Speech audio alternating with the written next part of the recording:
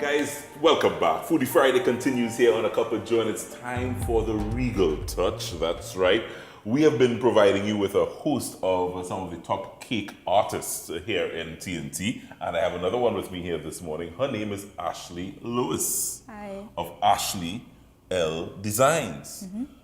Cake artistry is a serious thing. It is. I have only learned that over the last few weeks in terms of how much and how intricate. I mean, you see it, and then when you see the process, it's amazing. Yeah, it's a long process, but it's a labor of love. It's a labor of love.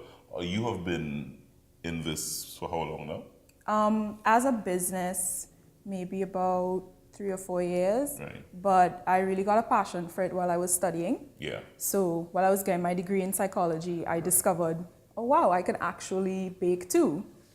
So yeah, I learned cake baking from my grandmother and my mother.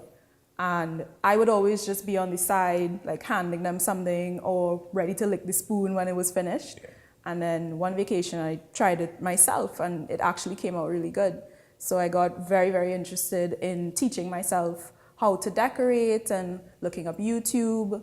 When I finished my degree, I took a year off to decide what I would do next. And I did a few classes locally and I told my parents, I really want to do this professionally. So I actually went to Toronto. I went to George Brown College for a little bit and I trained there.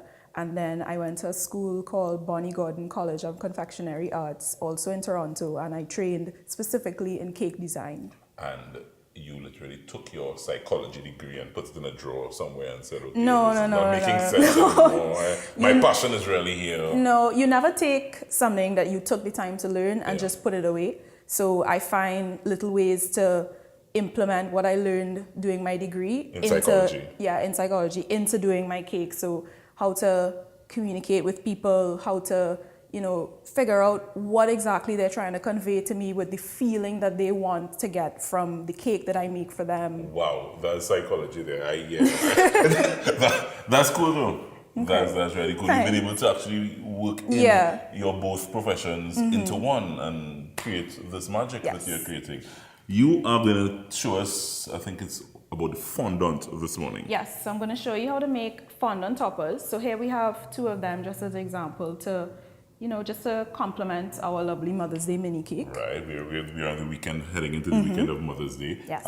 Fondant, for those who may not know, and I may also need a little refresher in Sure. what is fondant? Fondant is like a sugar paste. Right. So it's very pliable. So here we have some examples. It's like, think of it as like edible Play-Doh. As edible Play-Doh. Yeah, that's a really easy way to think of it. Edible Play-Doh. Right. So it's mainly made out of icing sugar. And you can use the Regal. Yeah, you can use the Regal. There are lots of Right. recipes. They're easy to find. You can also make them with marshmallows if you don't want to use gelatin from the pack. Right. They're easy recipes that you can find online or anywhere. Right. So you have one of these lovely cakes, and you're going to be topping it with a fondant. So I'm going to show you how to make those 2 toppers to go on top of the cupcakes. Which is what we have here. Yeah. Right. Okay. Let's go. Okay. Let's so go. we have our fondant here. What I like to do is mix and match colors. You can make your fondant, and when you make it yourself, it comes out white. So you can color it with gel or liquid food coloring. I prefer gel. Or you can buy them already colored. So I have this pre-colored orange. So you can buy this fondant. I can buy this as is this bright color. It's available locally here. It that is. You can go and purchase. It is, fondant, right? Okay. Cool. And I also have some white, and I just mix the 2 together to get this custom color shade of orange. Right. So you mix the white and this, and you got a nice lighter. Yeah. Orange. So you just add a little bit of orange to some white, and just keep adding it, mixing the 2 until you get the color that you want. Right. And you wanted this orange. I wanted this shade of How do orange. you know I like orange? I don't know. No. I guess. It's your psychology.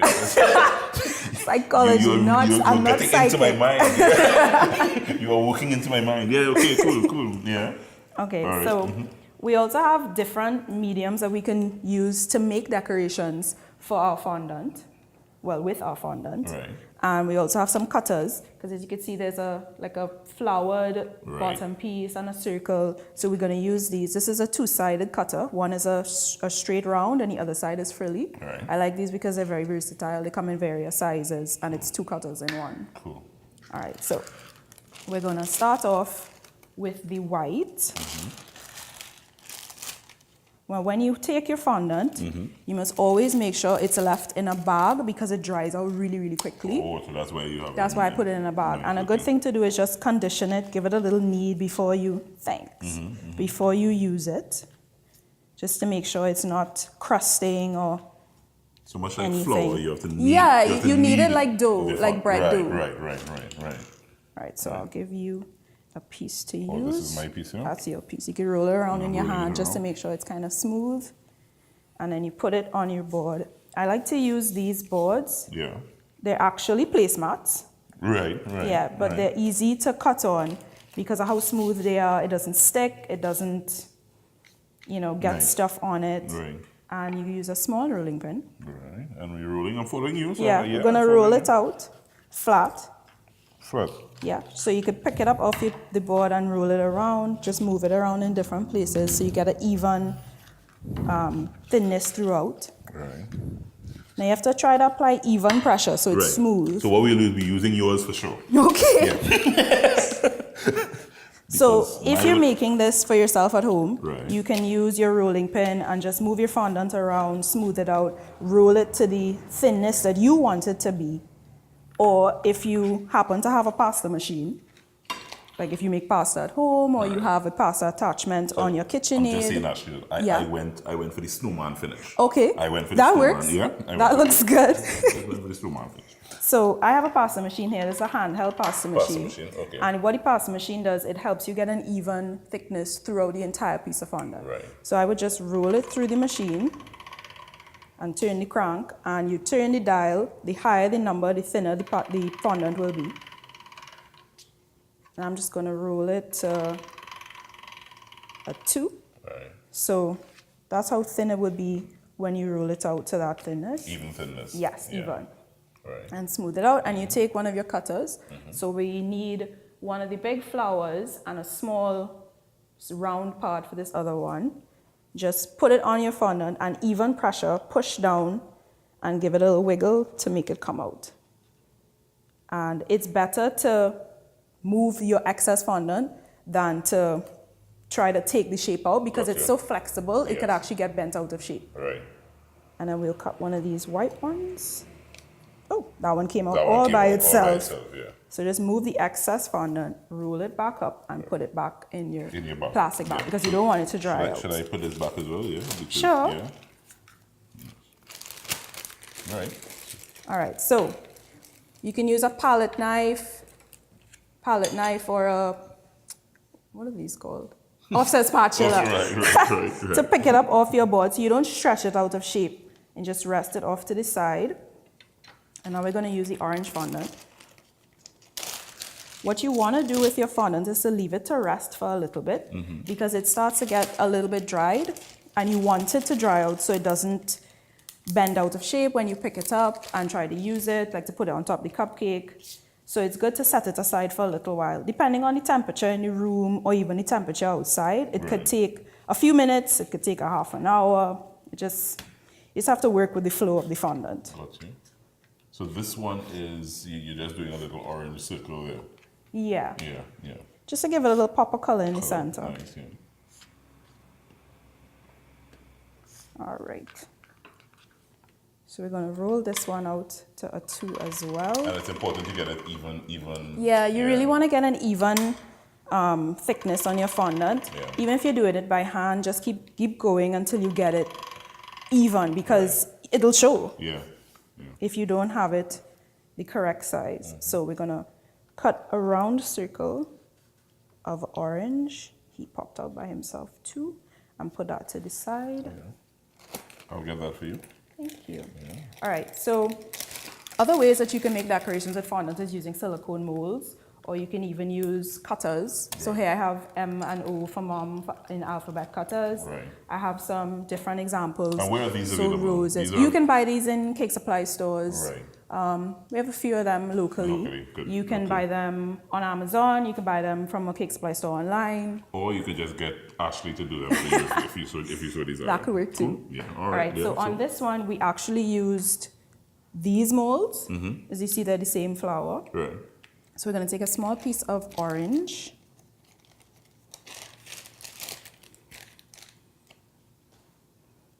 You want to get a piece that's just about the size of your mold and push it in.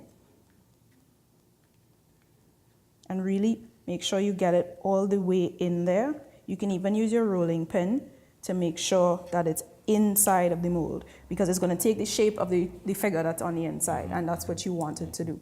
So you can use your palette knife or even a regular knife. If you're using a regular knife, you have to be really careful because you can cut your silicone mold. Yes, yes. And just kind of go around it gently to cut away at the excess. And sometimes I like to just make sure that there's no little bits fraying on the side, because everything will show once you unmold it. All right, so I like to take it like this in my hands and push on the back of it, even pressure all around, and I turn it and push it just to make sure it comes out smoothly. There we go. Cool. You see, so it makes a really lovely flower when it's done. Cool. Right. And all this does now is it goes on top to decorate. Yeah, so now we just take all our different layers and build it up. So I'll put these on and then I'll show you how to mold the letters. Oh, okay. And it's really all about mom this weekend, actually. So you can, this is something that you can go out and, you know. Yeah, you can make it at home and give it to your mom. Yeah. It'll be a nice gift. Cool. So All let's see right, the so finished now we're product. going to assemble. Yeah. So we just get a little paintbrush and some water, because you can stick your fondant with water. So dab your paintbrush and brush a little bit of water in the center of your bigger piece. Take your orange piece and rest it on top. And that's how we make And it that. sticks. And it sticks. It just sticks because the water and the sugar and the fondant kind of make a glue together. We're going to put a little bit on this one, use our palette knife and pick up our flower and just pop that right on top. Okay, so you can just take your topper and pop it right on top of your cupcake. I could use my knife. I could use a knife. And just... There you go. There you go. And just put it right on top in the center of your cupcake. Oh, you're doing it off to the side? Yeah, that looks nice. I have my own artistic flair. Very nice. Yeah. All right, so now we're going to make MOM. So we're going to take some white fondant just to have a contrast of color. Take a little piece of white.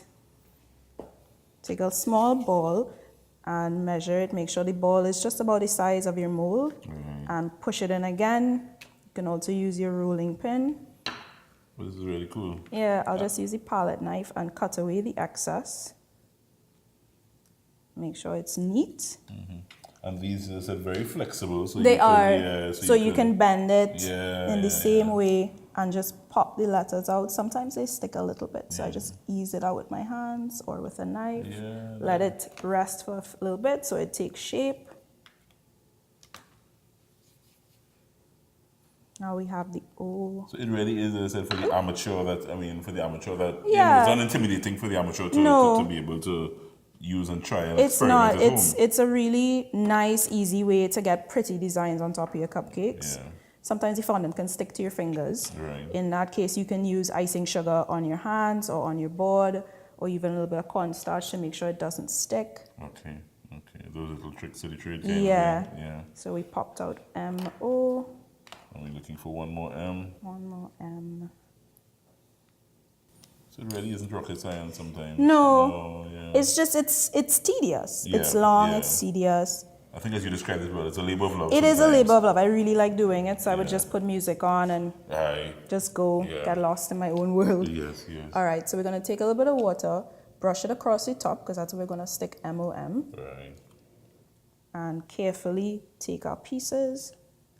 M-O.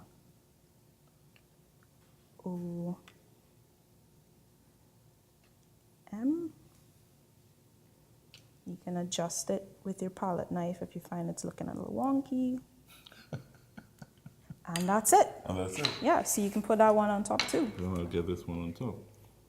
My palette knife. And then you just rest it evenly on top. Yeah, I'll go with you. Yeah, Right. Yeah. And you can give it a little press in the center just to push it down and make it look flat and even.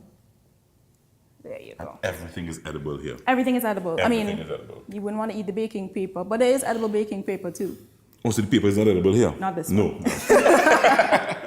Ashley Lewis, guys, a psychologist. Well, a psychology degree holder. You're not practicing. No, I'm not a practicing No, not psychologist. practicing. No. But you've just decided to go into cake artistry in a major way. Yeah. You can find her on social media, Ashley L Designs. Designs on all social media platforms. And she's one of the cake artists in this country. Young lady, how old are you? I'm actually 29.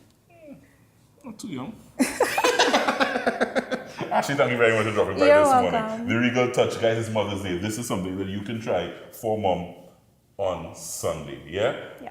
Thanks to the Regal Touch, thanks to Regal Products for making it possible. Thank you, Ashley. We're taking You're a short welcome. break. We're coming right back.